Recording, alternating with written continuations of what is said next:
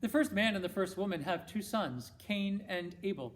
Cain is quite envious, jealous about Abel's favor that he found with God. And so, therefore, out of a rage of jealousy, Cain murders his brother Abel.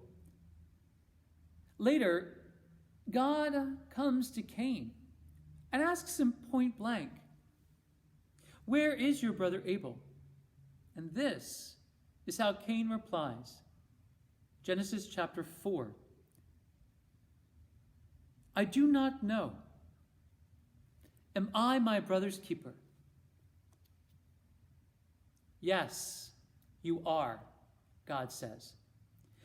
We are, all of us, my dear friends in Christ, our sister and our brother's keepers. And that doesn't mean just simply our biological siblings. It means our neighbor, our friends, and even strangers. We are responsible for everyone, for ourselves and for others.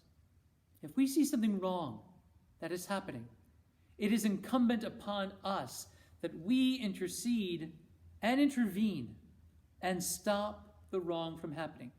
Now, to be sure, we must make sure and certain that we do not put ourselves or others in harm's way. Nevertheless, we are called by the third spiritual work of mercy to admonish the sinner.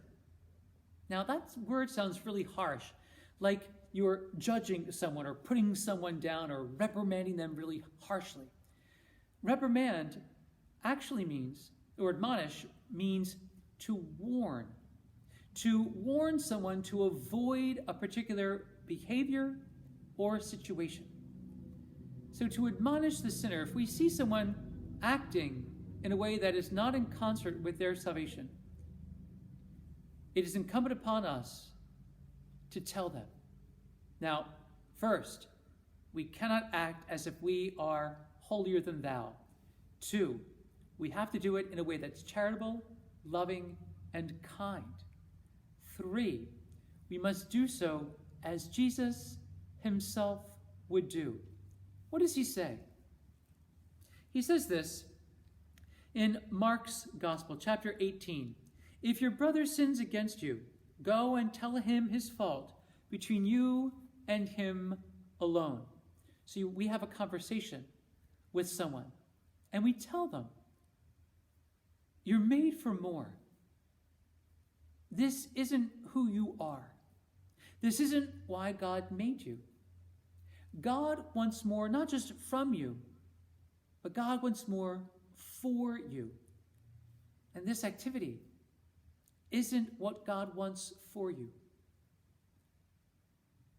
Now, my dear friends of Christ, I know it's a hard sell, but nevertheless, it is up to you and to me to admonish the sinner, to do so with great charity, without judgment, but to do so with immense love. It's been a constant theme, hasn't it, over these past several days with the spiritual works of mercy. The underlying root must always be charity and without judgment, because God alone judges. Nevertheless, if you and I were to see some child reach out to a boiling pot of water, we're going to intervene, right? To prevent them from getting hurt. The same thing if we see somebody in sinfulness. So, saints in the making, let us, you and me, with great charity, admonish the sinner, so that for them and for us, for both of us, we might make space for grace.